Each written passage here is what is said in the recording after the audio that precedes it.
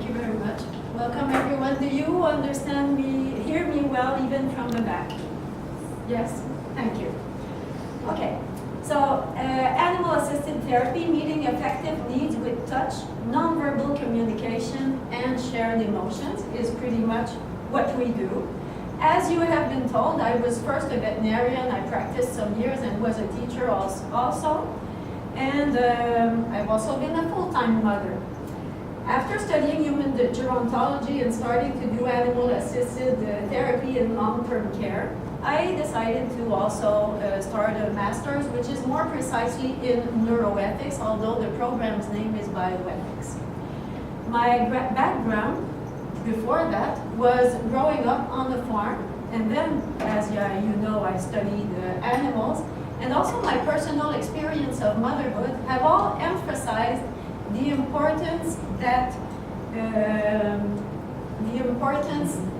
influence of evolution has had on us humans, and the similarities between us humans and the other animals, as I like to say. Today I'll speak to you about the importance of emotions in the well-being of geriatric patients, and we will see how animal-assisted therapy can contribute to this. I don't believe it's anything magical. I simply believe that everything that we will see can be seen through the lens that we are also social animals, and everything I will say today, except the anecdotes, okay, anecdotes are anecdotes, but everything I will say today is scientifically validated.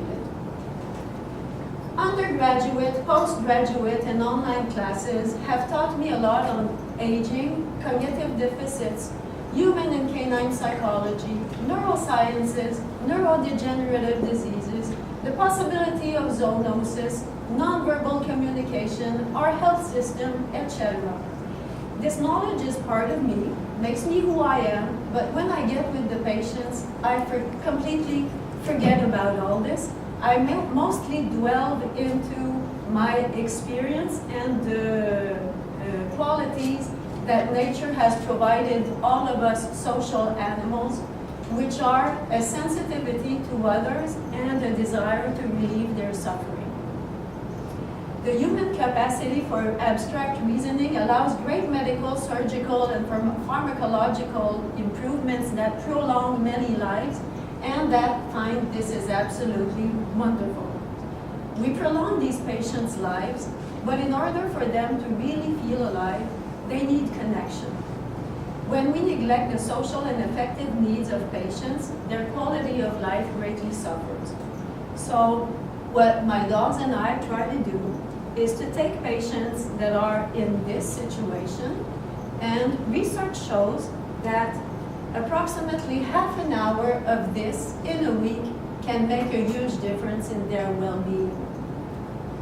So our mission simply boils down to providing warmth and developing and maintaining bonds.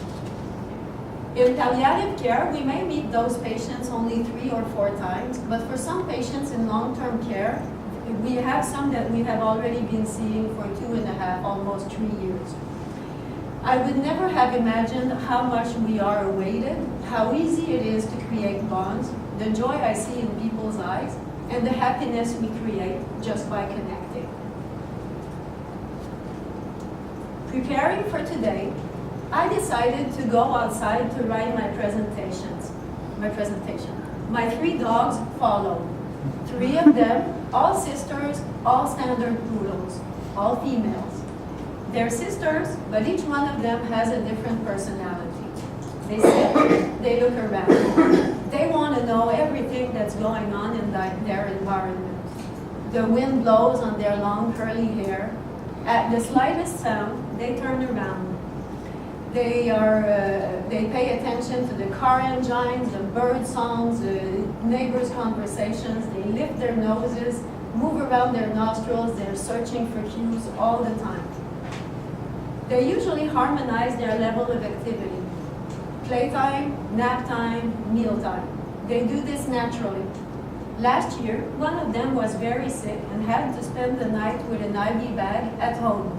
She couldn't go in her usual bed, So she was stuck in the middle of a room. So what the two others decided to do was to simply lie down on each side of her to stay with her. Dogs have simply evolved that way. They have lived close to us for 15, 20,000 years. This tells a lot about dogs, their social nature, but it'll also tell us a lot about ours. A big laboratory at Yale is now considering the dogs as the best model for the social behaviors of the humans. They learn to differentiate facial expressions very early and can even recognize an image of their owner. Without any prior learning, they understand the pointing gesture of a human. With a little training, they'll manage to acquire a wide vocabulary also. Dogs use social referencing. What that means is that when they're unsure about a situation, they will turn to the human, look at the human to have a cue about the situation. We share core basic emotions with humans. You may have heard of a wonderful neuroscientist called Jack Panksepp, who has worked a lot on affect and the core emotions that we share with animals. Numerous mammals have demonstrated the capacity to feel the same emotions as others of their own species. We also know now that dogs have that same capacity for humans, and they also show behaviors where they want to console the humans. And first, researchers were wondering, is it that they only want to feel better themselves, to be reassured? So they put a crying human, the dog owner, and the dog in the same room, and the dogs tended a lot more to choose to go to the crying person and adopt some behaviors to console the person. If they had only wanted to reassure themselves, they would have gone to their owner.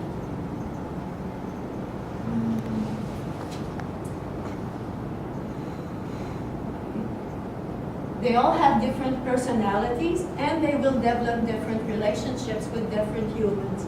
This is one of my dogs that has developed a very special relationship with this lady, and these relationships are not always explainable. It's just a personality compatibility. What about me? When I get to the nursing home, everything outside ceases to exist. My joy, my sorrow, my past, my future, my moods, especially my to-do list, everything's gone. I put myself in a state of receptivity and try to perceive every person's needs to try to meet it as well as possible. I'll now tell you a few anecdotes, and these anecdotes will help me illustrate what I'm talking about. The anecdotes are real. I did not romanticize them, but of course they represent my perception of the events. I wish to emphasize the role of emotion, empathy, and sensibility to nonverbal signs for the affective side of care, and the fact that these are derived from our evolution as social animals. For months, I had seen Mrs. Chen. I never got close to her though, because she would always welcome me or not welcome me with a warning, no, not me, I'm not interested. Because so many other patients wanted my visit, I never insisted. One day though, a staff member asked me if I could go and try to calm her agitation. She was screaming, complaining, crying, something that happens quite often. Of course, I accepted to try to go and appease her, but I honestly had absolutely no idea what I would do going towards her. And of course, when I was walking towards her, she did her usual sign of, no, not me, don't come close to me. And it was even more categorical than usual. I have to add, she doesn't speak English nor French. So there was, I was wondering what I would do. So I decided to kneel at a certain distance. She looked at me. I decided to introduce myself.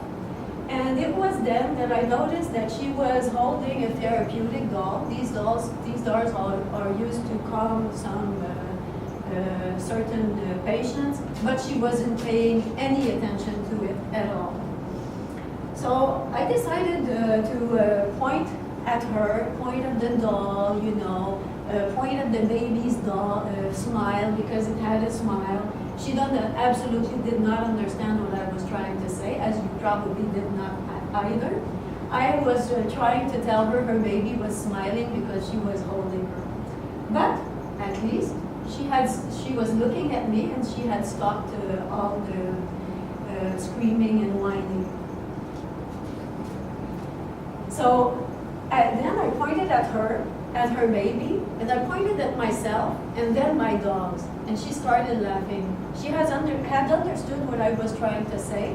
I was trying to say she was caring for a baby, and I had dogs instead.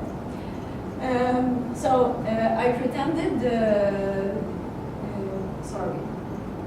I pretended to hug my dogs, and so she held her baby, put it up, and looking at the dog in the eyes, and then she took her back and she gave her kisses. So I started blowing kisses at my dogs, and she started doing the same too.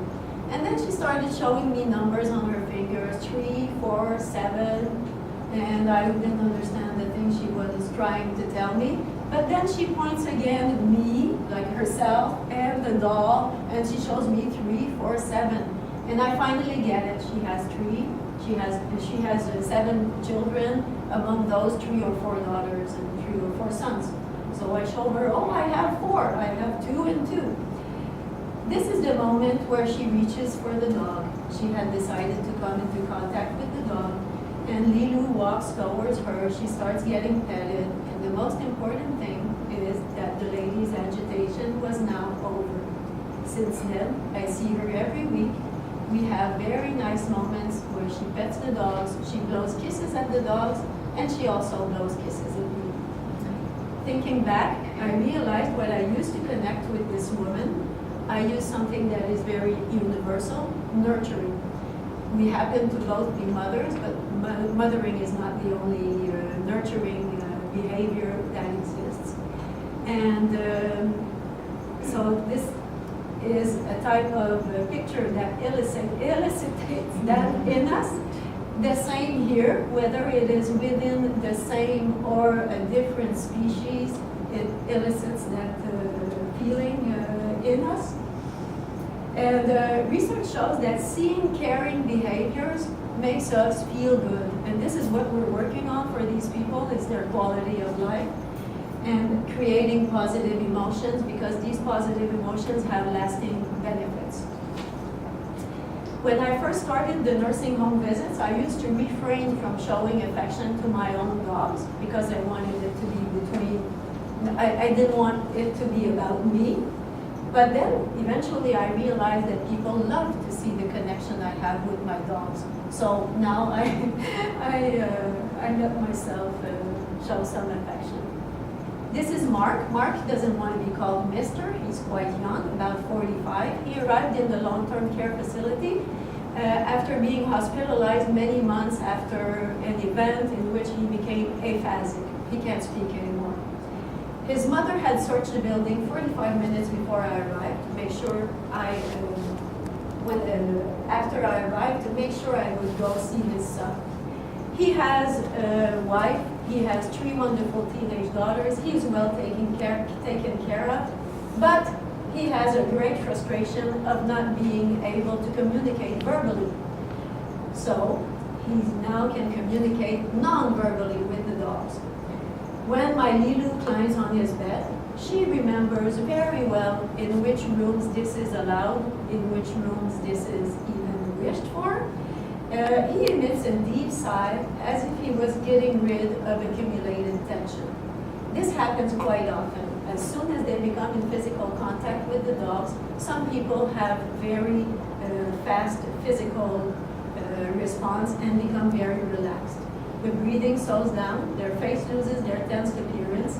The physiological effects of a physical contact with animals are well documented, but they vary a lot between individuals, of course. When I see that type of reaction, I know very well that the best thing I can do is to step back and just shut up. Just talking would just simply ruin the moment. Lilou knows what to do. She licks his hand a few times, and then she let him pet her, and then she lied on her side close to him. I see him, this is not his hand, it's a woman's hand. I see him gliding, gliding his fingers in the hair, just enjoying the physical contact. This lasts a few minutes, and then suddenly he breaks down. He starts to cry, a lot of tears. He sobs. It's a very strong emotional reaction that he has. Usually in such a case, I opt to show I'm there with you by the contact of my hand. I accept your tears by my silence, and we have time by just standing still. After a few minutes, the breathing regularizes and the sobs stop, and he stops crying, and he's back to normal, and everything is okay. All is well. Now, do I have evidence that this emotional outpour is beneficial? I don't. Not scientific evidence, but what I do have is the fact that all the patients that have had that type of reaction are among those that wish my visits the most. They seem to, like this is another one of these persons. They seem to enjoy the possibility of nonverbal communication. Touch is thought to be the first mode of communication that we have developed through evolution. And from touch, hearing has evolved, because hearing is a movement that is caused by sound waves. And after hearing, well, of course, the capacity of others to emit sounds was, so eventually speech was a possibility.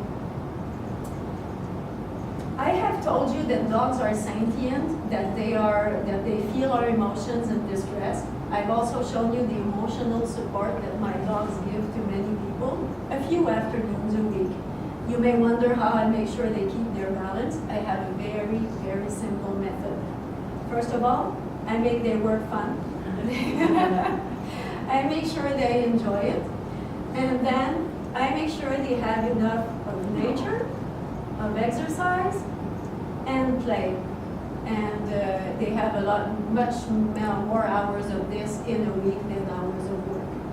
Now, if I get back to animal assisted, oh, yeah, that's what they need after. I was forgetting about that one. If I get back to animal assisted therapy, there is ample evidence that social relationships, connectedness are related to the quality of life and life satisfaction of patients, that they have better health outcomes, that emotions and care matter.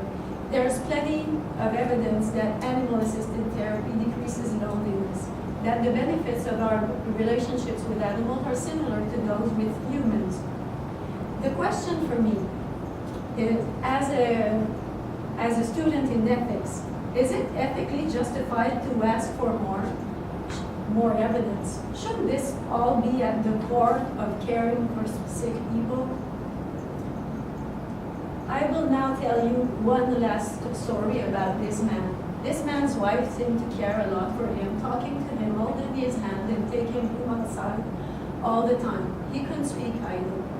One day, she came to me and said to me, I have something to say to you. I have to say it to you because other people will not understand. Her husband had dementia. She said, my husband, with his disease, I think he's a bit like animals. She went on, she says, I have to say, while she was speaking, she was stroking his neck and his shoulders very gently. And she tells me, he doesn't understand all my words, but he hears my tone of voice and he feels my touch. As she was talking, she was stroking his neck, as I told you. He still understands the language of touch and love. I know he does. research absolutely confirms what this woman was saying. I couldn't help to notice that this woman's sensibility to animals and her respect for their needs contributed to her understanding of how to enhance her husband's quality of life and well-being. I think it's a very valuable message for us all that whether or not people have lost their cognitive or communication abilities, they all have affective needs. This reality is sometimes forgotten. To touch and to be touched, to love and to be loved, to feel and to make others feel, to look and to be looked at are required for us to really feel human.